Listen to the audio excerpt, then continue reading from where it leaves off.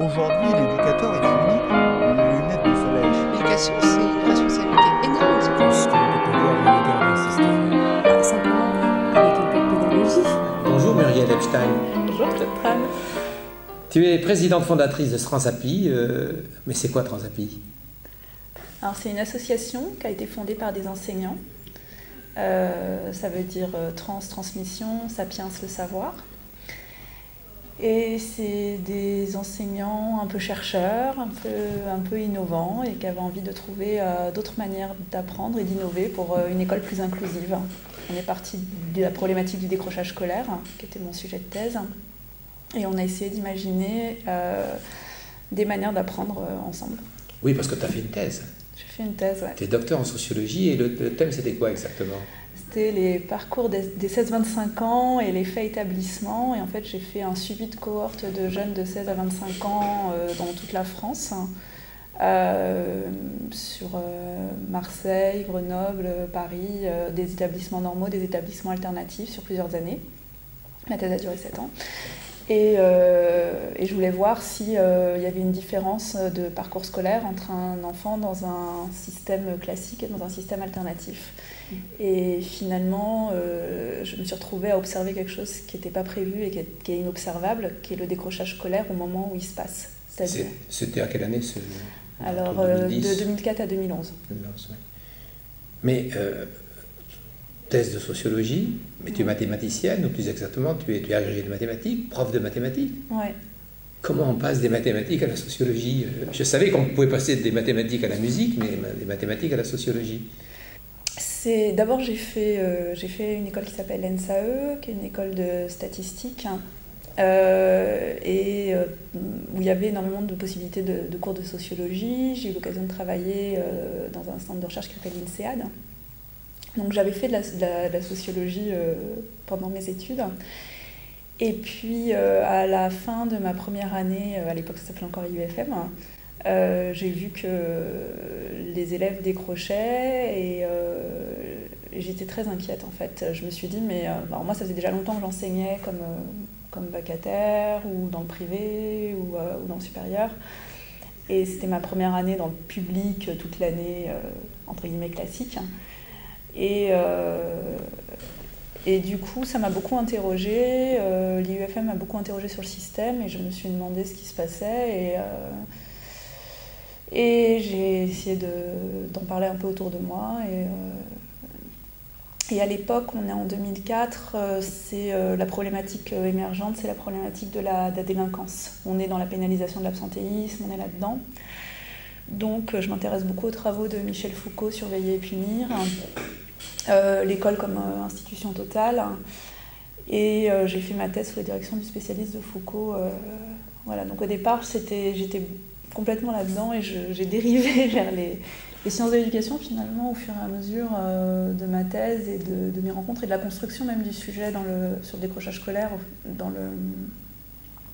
le panorama politique, puisque le problème a été consacré en 2013. Le premier livre sur le décrochage scolaire apparaît en 99 par une association qui s'appelle La Bouture. Avant, on n'en parle pas. Dans les années 60-70, il y a 200 000 abandons d'études par an, c'est-à-dire beaucoup plus qu'aujourd'hui, et c'est normal. Donc la question du décrochage scolaire, c'est une question qui est relativement nouvelle. Alors, faut-il parler de la question du décrochage scolaire ou plutôt celle du raccrochage scolaire? Aujourd'hui, moi, je suis encore à un autre niveau et enfin, voilà, moi, je t'ai rencontré autour d'un sujet qui est le numérique. Et aujourd'hui, ma question, elle est même pas décrochage, raccrochage, elle est collectif. Elle est comment est-ce qu'on fait une école inclusive, en fait. Donc là, on traite l'école non pas sous l'angle uniquement des décrocheurs, mais on la traite globalement en s'adressant à tous les apprenants. Exactement, parce que la question c'est qu'à partir du moment où on crée un groupe qui a une spécificité, on crée des exclus. Dès qu'on crée une norme, on crée des déviants à la norme. Finalement, moi j'étais très surprise la première année à Transapi de voir arriver des enfants précoces, des enfants qui avaient des dyslexies, des handicaps divers. C'est-à-dire que finalement, quand on s'intéresse au décrochage, on s'intéresse à tous les jeunes qui ne sont pas bien à l'école. J'ai vu samedi un film qui s'appelle L'école m'a tué, qui a été fait par un gamin de 16 ans, brillantissime, sur le harcèlement scolaire et comment le harcèlement scolaire conduit... j'allais dire au mieux au décrochage, puisque ça vient de la survie et au pire au suicide. Enfin, c'est vraiment important d'essayer de repenser une école plus inclusive et plus collective où chacun peut trouver sa place et donc de réactualiser des pédagogies type Freinet et donc d'utiliser les outils qu'on a aujourd'hui. Mais alors, la nouveauté, c'est donc le numérique qui permet de faire une école inclusive, plus inclusive, ça facilite, ça facilite la mise en place, ouais, parce que c'est très facile de donner... quelque chose que je faisais déjà en papier quand j'enseignais il y a 10 ans, d'avoir plus d'exercices pour machin qui va plus vite, un jeu en plus, etc. etc. Là, si on peut utiliser des banques d'exercices préprogrammées avec des corrections intégrées, on peut individualiser les cours tout en ayant un collectif qui va travailler ensemble, etc. Donc ça facilite ça, ouais. Alors, Transapi, je suppose que la collectivité publique, soit collectivité locale, voire l'État, s'est intéressée à vos travaux? Oui, alors on est très suivi au niveau de la direction du numérique éducatif, qui s'est beaucoup intéressée à ce qu'on a fait, notamment Transimook, c'est-à-dire le fait de proposer à des jeunes de faire des cours pour les autres, ce que n'importe quel enseignant peut faire. On est dans le champ du méta, c'est-à-dire on est dans le champ où les jeunes apprennent, réfléchissent à la façon dont les camarades devront apprendre et donc ce qu'il faut leur donner pour qu'ils apprennent. Ouais.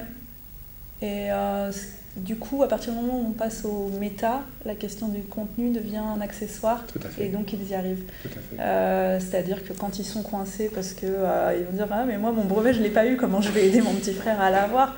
Non, mais trouve une belle histoire, dessine des beaux dessins, va regarder sur Internet, on va mettre les bonnes dates, quoi. Et finalement, ils y arrivent. On a des choses très belles avec les primo-arrivants. Là, normalement, il y a une grosse association qui est l'Alliance des mécènes qui va faire un Transimook français langue étrangère, donc par des collégiens. Donc ça, c'est vraiment une expérience... qui va être intéressante de voir comment des collégiens sont capables de proposer des cours pour les primo-arrivants de français, langue étrangère.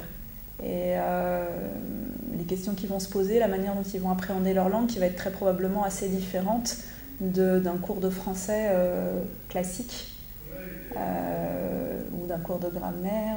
Voilà. Donc je suis assez curieuse. Alors, que dire à des enseignants qui se posent cette question des difficultés que rencontrent leurs élèves? Est-il nécessaire d'être innovant ou n'est-il pas suffisant de faire autrement? Souvent, faire autrement, c'est être innovant. C'est bien que tu le dises. Souvent, faire autrement, c'est être innovant, même quand autrement, c'est éprouvé depuis plus de 100 ans. Je veux dire, l'éducation nouvelle, ça a un siècle.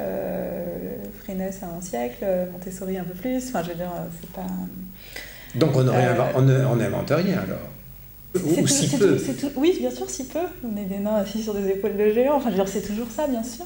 On invente un peu, mais ça sort pas de nulle part et on n'invente pas...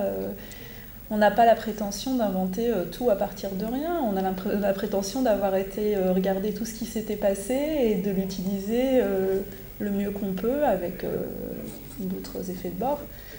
Mais les enseignants qui sont en difficulté face à leur classe vont chercher des solutions et donc vont innover, recréer. Et on voit apparaître ce genre d'idées un peu partout. Je veux dire, il n'y a pas... on voit des capsules vidéo, il y a d'autres profs qui ont eu des idées similaires à celles qu'on a mises en œuvre. Alors aujourd'hui, on voit à l'institution, je pense à la direction du numérique pour l'éducation, mais pas que, la pédagogie de la classe inversée, c'est peut-être là qu'une solution simple à mettre en œuvre pour expérimenter notre façon d'enseigner. Est-ce que c'est ce que vous disiez à l'époque, ou est-ce que ce qu'on dit aujourd'hui, c'est quelque chose qui correspond à ce que vous pensiez à l'époque? J'ai le droit de redire une phrase que tu as dite tout à l'heure Vas-y. sur l'important, c'est pas les outils, c'est la pédagogie. Ouais. C'est-à-dire que dans les années 50, il y avait des émissions radio, j'en ai entendu un l'autre jour, c'est à mourir de rire, sur la télévision va révolutionner l'éducation et on aura le cours à la télé, et donc, etc. Ce qui est de la classe inversée finalement. Bien sûr. La classe inversée, on peut le faire sans numérique, hein, demander aux élèves de lire le cours à la maison et faire des exercices en classe. Ça a beaucoup de vertus, le fait de proposer des classes inversées. Après, il y a plein de manières de faire des classes inversées. Et finalement, de la même manière qu'il y a plein de manières de faire des cours dits magistraux, et vous allez avoir des cours magistraux qui vont tout à fait fonctionner et d'autres pas du tout. Selon les moments et selon les objectifs. Selon l'heure où ça se passe, la classe, le sujet, le prof. Mais le cœur, en fait, de la réflexion qu'il faut mener dès lors qu'on veut enseigner autrement, ne serait-il pas de mettre en œuvre une pédagogie de l'action, une pédagogie active, où en fait l'élève est lui-même acteur de son propre apprentissage. Ça, c'est ce qu'on défend, ça, c'est ce que je défends et ce qu'on défend à Transapi. Alors, vous défendez donc l'idée de l'élève est acteur de son apprentissage. Ça fait partie de nos missions, rendre l'élève acteur de son apprentissage. Apprendre entre pairs. Oui. Collaborer. Oui. Être solidaire, on a des valeurs de solidarité, de bienveillance et de générosité, et le fait de travailler collectivement et de s'entraider, pour nous, c'est extrêmement important. Donc on est dans une situation de confiance. On est dans une situation de confiance ou de créer la confiance, et c'est là que c'est très intéressant de revenir aux pédagogies Freinet et à tout ce qui va permettre de travailler le groupe et le collectif. Mais alors, que fait le professeur ? Il permet de travailler le groupe et le collectif.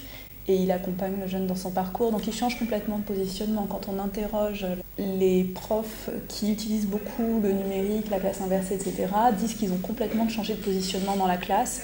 Ils sont beaucoup plus en accompagnement des élèves individuellement, éventuellement prendre un groupe d'élèves à part pour l'aider pendant que les autres travaillent sur autre chose. Ils ont un type de fonctionnement qui est radicalement différent. Mais tu enseignes ? Oui, j'enseigne. Et aujourd'hui, tu enseignes à l'université ? Oui, ça c'est nouveau. Et tu enseignes la sociologie, non ? La sociologie et les statistiques. Et les statistiques. Ah oui. Et oui, parce qu'il y a beaucoup de statistiques en Et sociologie. oui, bien sûr. J'enseigne, je commence demain. Ah, tu commences demain ? Ouais. Alors une question simple quand même. Donc, est-ce qu'on peut aller jusqu'à dire, pour aimer, il faut faire ? J'y avais pas pensé. Alors je disais que, moi la phrase que je donne souvent, c'est celle de Daniel Pénac, lire comme aimer ne supporte pas l'impératif. Et pour aimer, il faut avoir l'espace. Donc il faut que ce soit pas obligatoire ou légitime. Enfin, comme disait Freinet, nul n'est maître commandé d'autorité, et c'est pas parce que je décide que vous devez savoir ça n'a pas de sens. Ils le sauront éventuellement pour l'examen. Après, donc il faut commencer par donner du sens à ce qu'on fait. Merci beaucoup, Muriel Apchian.